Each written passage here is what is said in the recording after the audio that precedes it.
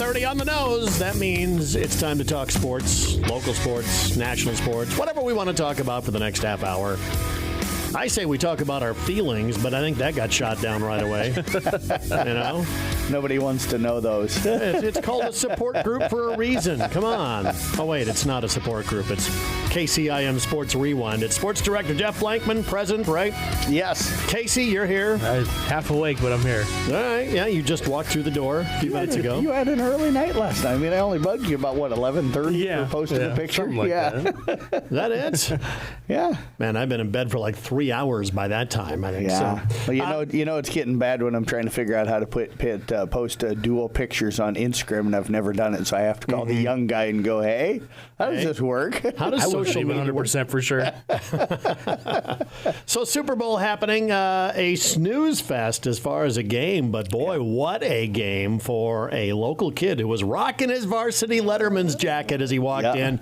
Cooper DeJean with the pick six. I didn't realize that was his first pick.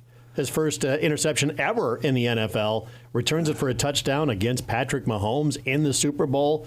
Kid's got just a knack for coming up big at the right moments. He does. I didn't realize until after they said it either that was his first. I'm sure KC knew that was his first interception in an NFL game. But, yeah, on your birthday, can't find a better time and a better place to do it. And then the return. And I think that interception really blew the game open. I know a lot of people say that the touchdown right before half that put it, I think, to 24-0 kind of ended it maybe.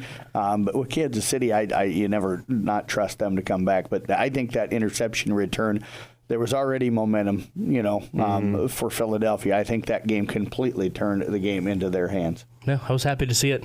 I thought that was the play, too. I look back and I think that was the one where it went from, okay, we're down 10, this is not an emergency situation, to, we're in serious trouble. We're now down 17-0, and the worst part is they hadn't even gotten a first down. They hadn't crossed midfield. There was absolutely zero going for the Chiefs at that point. Yeah, they didn't cross midfield till about 3.5 minutes or something left in the third quarter. That defense was dominant, and you heard a lot of people talk all week that Philadelphia had what Tampa Bay had, and then that was a front four that they wouldn't need to blitz. They would be able to get pressure, and if they were able to get pressure and not have to blitz with the front four, that it could cause Kansas City a lot of trouble. Well, you saw that front four dominated that football game. Didn't blitz a single time, and I think Mahomes was pressured on like 42% of his dropbacks. Yeah. When is the last time you saw Mahomes running for his life like that? Yeah, Tampa Bay in the Super Bowl. That literally was. So while it was kind of anticlimactic, it was nice to see a different team in there. Honestly, after they were going for a three-peat, Kansas City was, but now they're going to get nitpicked. They're going to get picked apart in free agency. There's a lot of free agents, I think, down in Kansas City. Yeah. And I think the other thing that's going to happen, too, now is now that there's a different tone around there. Everybody was talking dynasty, winning 3 in a row. How many are they going to win under Patrick Mahomes? And now you listen to national media, and it's like, what's wrong with the Chiefs? Will they ever get back to a Super Bowl? How do they fix what's going on? I think they're fine, but I chuckle at but the narrative around Kansas City now on the national scale has completely flipped from where it was at, just 2 weeks ago. Yeah, absolutely. Now, how quickly it went from, they're a dynasty to, are they ever going to be the same again? Right. And what you got back to the drawing board. You got Patrick Mahomes. Right. Come on. You don't have to go that far back. No, but you got to get him some better weapons. Which KC has always done. Yes. And even when they trade the superstars away, Tyreek Hill, they seem to be just fine. They do. We got to fix the offensive line. Sounded like they had a guard starting to tackle, and that showed up pretty bad. You got to get them better weapons, but I don't think a lot of people realize that Kansas City was out most of the season with their best receiver. Right, yeah. And Xavier Worthy stepped in and had a really good Super Bowl. He did. He had a really good season, so I think they got to get more help, but... Yeah, I'm not saying a ton of them, but you got to fix the offensive line. I think Travis Kelce's best days are done, so you need to go because where did he go most of the time when he was in trouble? It was to Travis Kelce. Travis Kelce's not the same player he was, so I think you need to probably find a new tight end that can become that. When I'm in trouble, most quarterbacks, when you're in trouble, who do you look for? A little security blanket. Yeah. So it was interesting. And to I know see. you're defending your Texas guy Yeah, over there in right. Xavier Worthy. A really good Super Bowl. First Texas player to ever score a touchdown in the Super Bowl. Well, that doesn't say much for Texas. Who cares? Ouch! We're starting with that kind of attitude here. All right. So we're going to do the trivia question here. So the Eagles are the 7th NFL team to win multiple Super Bowls this century. There are 6 others. You got to name the 6 other teams.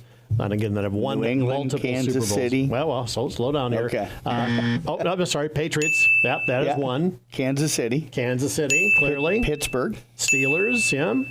Now it gets a little tougher. Yeah. Each of them have 2 this century. And they are 2 NFC, 1 AFC team.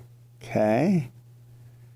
I never would have gotten Rams? the other AFC team. Rams? No. No, because they won one in L.A. and they won one with Kurt Warner in St. Louis. It was St. Louis, so that's not So they don't. different. So but they're the same franchise. Yeah, but 2 different cities.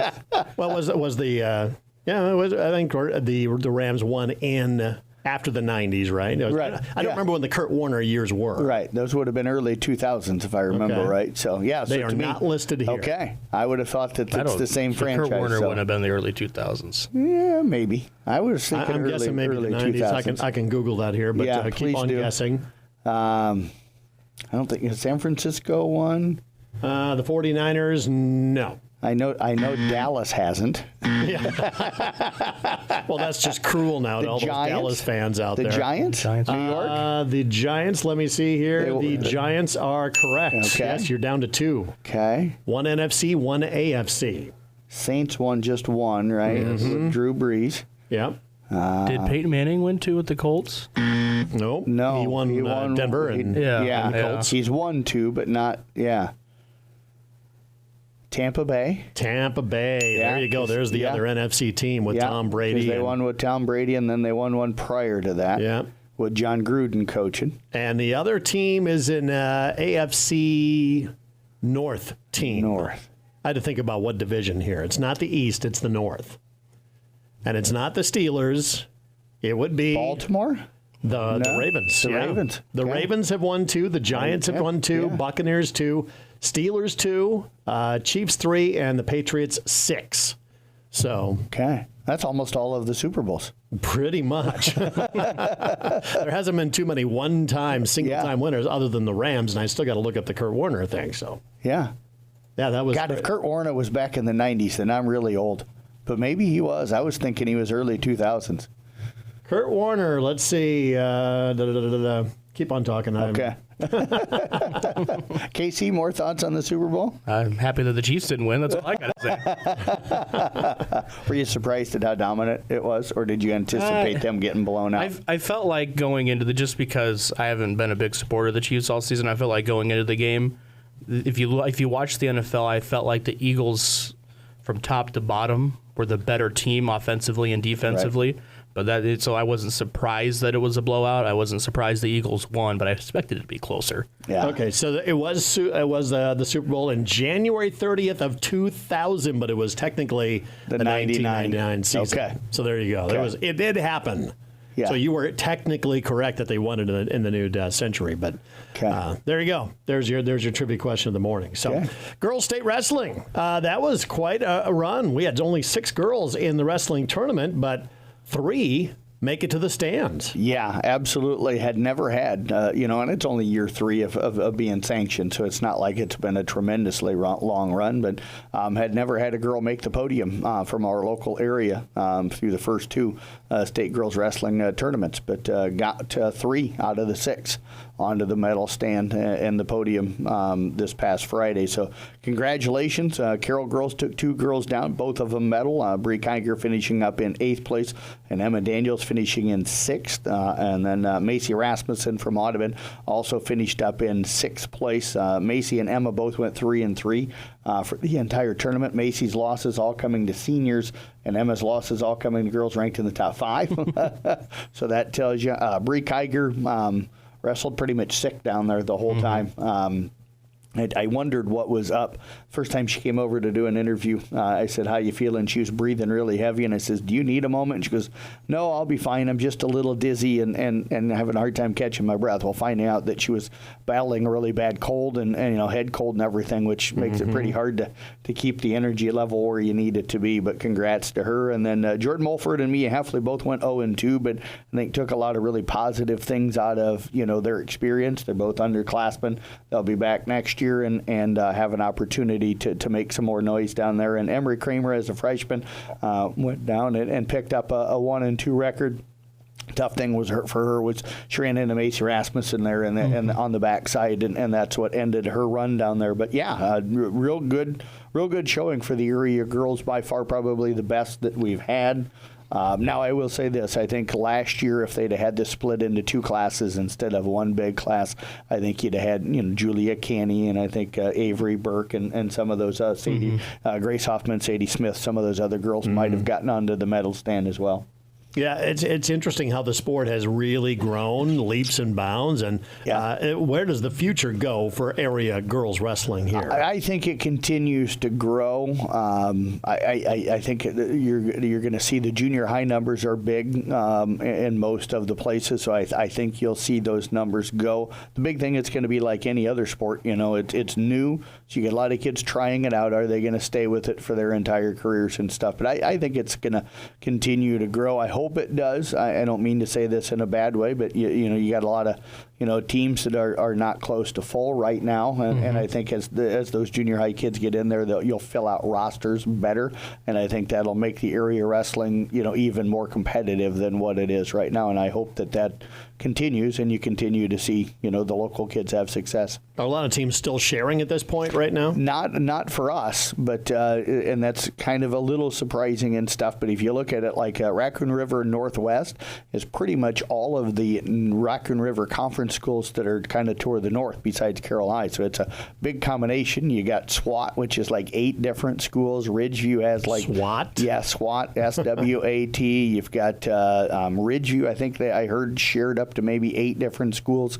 and stuff like that. So you've got a lot of teams around the state that have are a bunch of schools that were like, I'm not going to fill a team. I'm going to have 2 or 3 girls. So let's just combine and put a full team together. So how does it run compared to like the boys? Is it anything like the boys tournament? The boys run the best in the world, but I would say at least through, and I'm hoping they tweak the girls tournament. The Thursday sessions, both the morning and the afternoon, run absolutely flawless. The Friday morning session run perfectly. I think the one question, and you heard media people talk about it, I'm sure coaches will, and I understand why they did it, but they saved the 3rd and 5th place matches until Friday night, along with the championship matches. Well, that Friday night session lasted about 4.5 hours stuff, because you had so much, because they had to finish a weight class before you, and then do the medal stand before you could start the next weight class. I think a lot of people are thinking our morning session ended about 12:30, 1 o'clock. You had 5 hours to get the arena ready, that if you'd have wrestled the 3rd and 5th place matches at the same time you did the 7th place matches during the day, which is what the boys do, then all you have is the 2 mats for the championships that night, and you probably get the evening session over in a couple of hours, and instead of it being so. I mean, you got high school girls out there hitting the mat at 10 o'clock at night, for a championship or a 3rd or a 5th place match. You're kind of starting to push the limit on how late things should be going. Especially with fans. I mean, as our fans, if you have a girl wrestling at 2:35, are you going to want to sit there for 4 hours until she gets wrestling? Well, and the other thing, too, is most people made their hotel reservations like we did through Thursday night. So you don't have a hotel for Friday night. I know the Carroll girls didn't. So when Emma Daniels, who was at 2:35 and was one of the last matches out there, by the time she got done doing the podium and then got cleaned up and got on the road, we got back here, 1:30, 2 o'clock is about the time we rolled in here. So they probably rolled in after us. So, that's a really late night. So just other than that, I thought the girls' tournament was run flawlessly. I was going to say, you can't really extend it out another day just Right. for the championship matches on Saturday. That's a whole nother big expense Right. for a lot of people. Yeah, so you could do it easily by because I still think they would have probably been done by 2, maybe 2:30 at the absolute latest, and then you have 3.5 hours, and instead of having to make 6 mats, you make 2, and they're right there in the middle, and that just makes Friday evening session go so much quicker. There you go. Boys is coming up. Boys qualifying is coming up this week. Saturday. Yeah, It's going to be another crazy weekend for you. It is. Covering all that stuff. So give me the outlook. How many we expecting to possibly make the state tournament? I mean, any guesses? Man, if you talk from coaches, most coaches feel like they can get 2 to 6 guys in. It just kind of depends on what the districts is in. And I think we got lucky this year with not a lot of our 1A and 2A schools being at the same site. Right, which gives us more opportunities. Some coaches have told me they think they have up to 8 guys that can get through. So I'm guessing it'll be somewhere between 10 and 20. I know that's a large difference in numbers, but I think it'll be somewhere between 10 and 20 kids that probably get through. So yeah, we'll have updates for you. Casey and I will be here on Saturday morning, and we'll be giving everybody updates just like we did with the girls, and then. Hopefully it all wraps up early enough. We have playoff basketball that night for the girls, so we'll have to both take off at some point late that day to get to our game sites and stuff. But we'll keep everybody as up to date as we can for as long as we can. Who's got high aspirations going into the state tournament, do you think? If you're Carson Webker, I know you just suffered your second loss here from South Central Calhoun this last weekend, but a freshman, been ranked in the top 8 all year, now top 5, legitimate probably chance to medal for sure and maybe get on the stand. I like Owen Clucky simply because of the experience that he's had down there. Really like the way Johnny Cortez has been wrestling down at Coon Rapids Bayard. He's been fantastic. They've got a few guys down there. The Polking boys from Carroll. I think we've got 7, 8 kids that probably have a real legitimate chance to medal when they get down there. So when does it all begin, the madness? It'll start on a Wednesday, the 19th. Yep. So we'll have matches the 19th, the 20th, 21st, and then on the 22nd. So they extended it to a 4-day tournament here a few years ago, a couple of years ago, I think it was now. They started having the state duels were on Saturday down in Iowa City after the girls' tournament wrapped up. That's part of the reason why they can't go to Saturday for the girls too. But so they moved the boys' state dual tournaments down to Iowa City on that Friday. So the state had rented Wells Fargo Arena for 4 days because they used to hold it on the Wednesday. So they kind of had to figure out how to extend the state boys tournament to 4 days, and so they're taking 24 kids instead of 16, and everybody that wrestles on Wednesday makes it to Thursday no matter what. So even if you lose.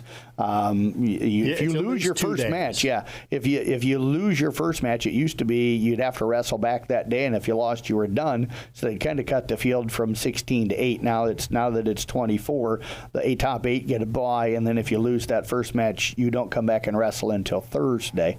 I know some people are upset about it, and I understand it because they're like, now we got to pay an extra day out of a hotel, got to pay to get back in again, and the kid wrestles again and loses, and then they're done. So they go 0-2, But it's a way to get people back into the arena. And, I was going to say, doesn't that grow the sport, though?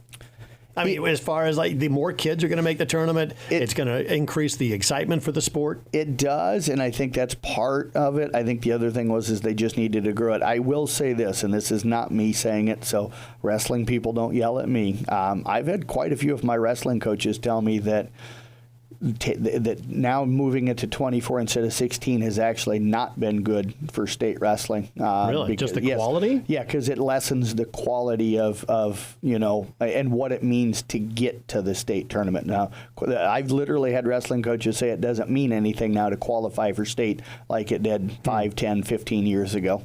But again, if it's going to increase the numbers potentially for everybody, if you're good, you're good. You're going to make it into those next rounds. So now maybe the definition is to get to Friday, of the state wrestling tournament. That's the goal, for a lot of folks now. But I mean, the more participants, I think the better for the sport. It is, absolutely, and wrestling's still struggling, with numbers. I've said it before. We've had some teams here in our area go to dual meets, and They've taken 5 kids. They've taken 5 kids. We've had teams go to a quad, which means you wrestle 3 different teams on the same night, and they've wrestled like 8 matches out of those 3 duels.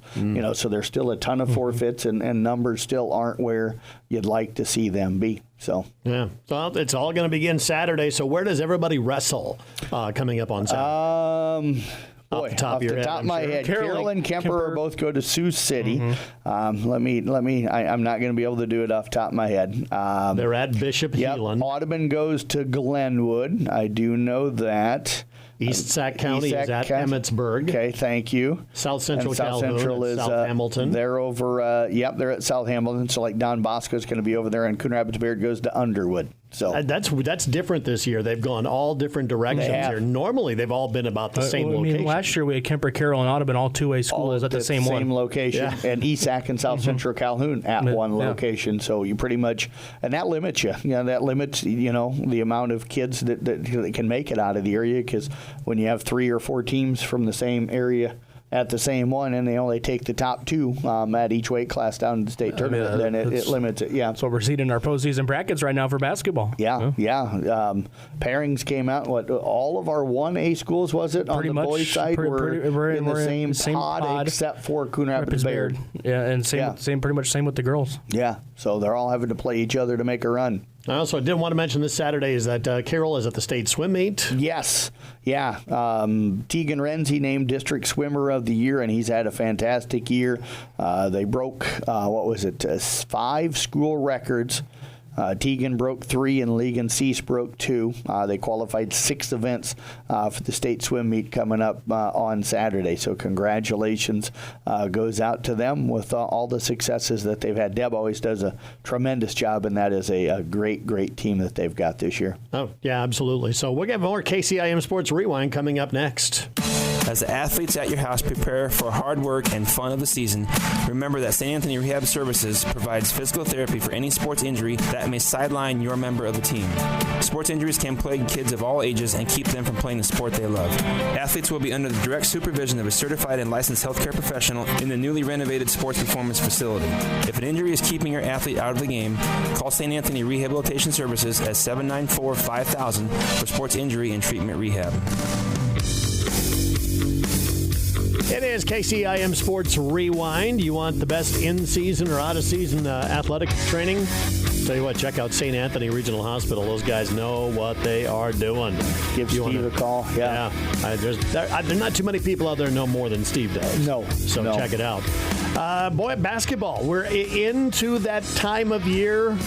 And I dare to drop the P word, but, we got girls' state basketball coming up on Thursday and Saturday as well. Yep. And the boys also starting shortly after that, right? They're Saturday, right? Yep. They'll be Saturday? next week. I think Tuesday is their first game. Okay. So we could have had somebody playing Friday night, but none of our boys got into what they call the pigtail game to play in games. So we were lucky in that most of our boys' teams have had a good enough year that they got kind of that bye through that opening round games that would have been played on Friday night. But let me ask you this before we get into the playoff pairings, things like that. Which teams are peaking right now at the right time? Which ones are making a move up?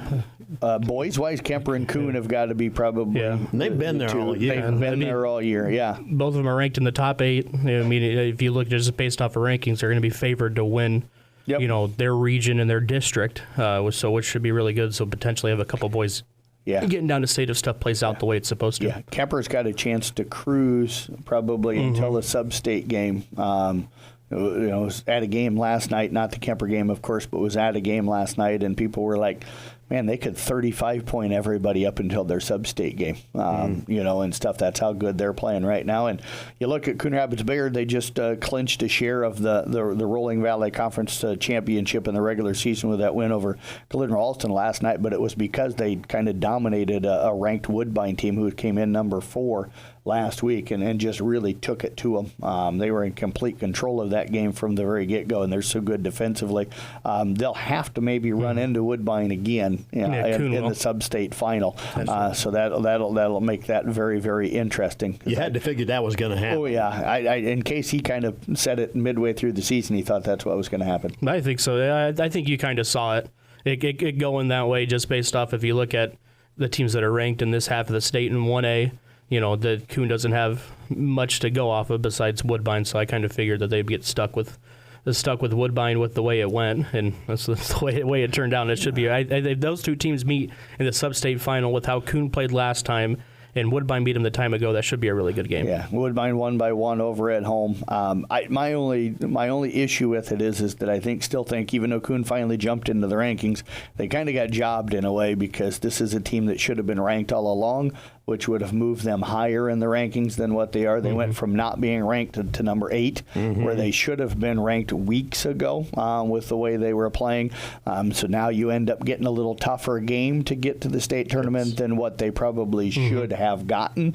But I get it. I used to help with a couple of different polls here in the state, and it's hard to be in one area of your state trying to focus on your local teams and then at the same time understand how good everybody else is around the entire state of Iowa. Not knowing the competition they play, because you can go by records, but that's probably the worst way to do it. Right, absolutely, because you got to look at strength of schedule and all that stuff's kind of hard to determine. So it is, as frustrated as I am that Coon didn't make the rankings earlier than this, I know how tough it is to rank. But I like ICAM Manning and Arweeva. I think them two could potentially meet up. Cam looked really good last night, and that's who ICAM Manning gets in the opening round on the boys' side of things. But I like that matchup for ICAM Manning now that they're getting healthy. If they can get everybody back, Brock Kuzel out sick right now.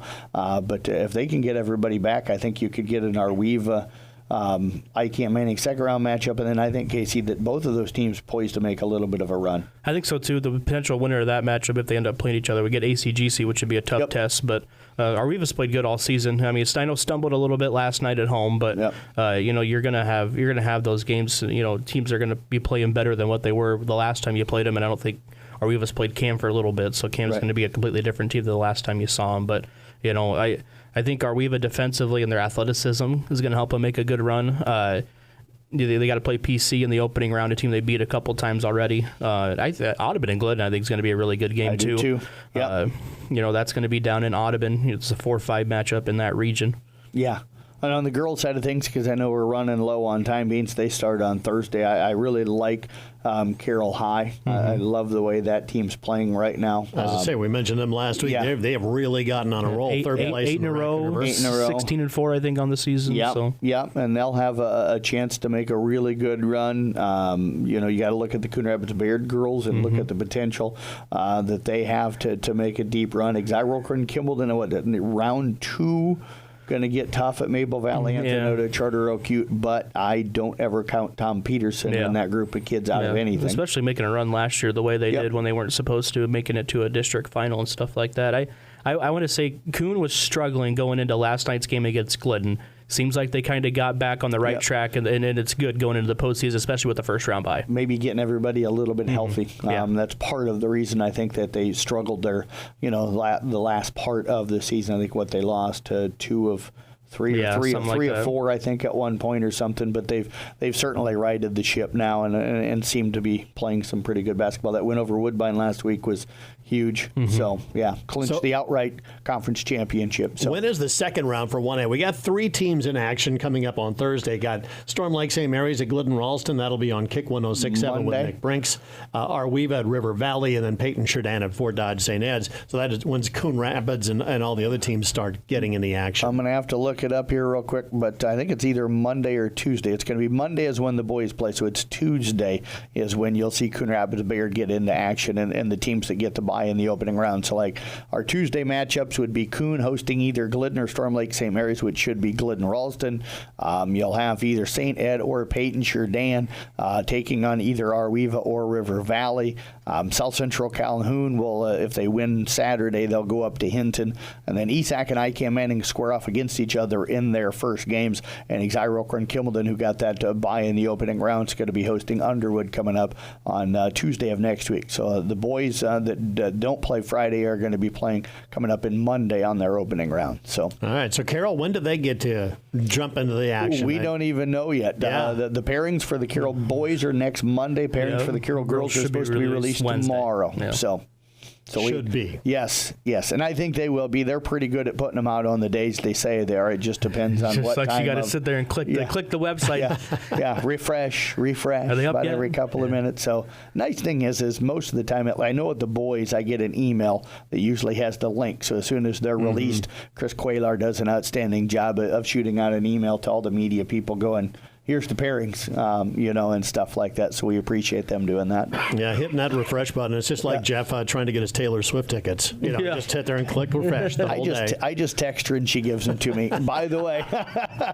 Wow, I didn't think that was coming. Yes, the Kemper boys as well clinched their Hawkeye 10 Conference Championship. We knew they'd had it for weeks, but they clinched it down at Shenandoah this past Friday night, so I didn't want to fail to mention that, so congratulations goes out to them. All right, that is KCIM Sports Rewind. Enjoy the games coming up. Of course, playoffs for the girls begin on Thursday. We'll have more coming up on Saturday. State qualifying. Jeff, I'm sure you'll have reports coming up throughout Saturday maybe on how the wrestlers are doing, but you're going to have to take off for some basketball later on that night. My game's in town, so I probably won't have to leave here till about 6 o'clock, quarter till 6 or so. So hopefully by then, most of the time they're always done. Casey's got a little further to travel than I do. So where's the best place to find all the results from wrestling? I'll tweet them out. I think Casey will tweet them out, so we'll try to tweet all the individual stuff. Now it's going to take a couple of minutes sometimes because we're going to have a lot of kids wrestling in a lot of schools, but we'll have the updates on all 3 stations,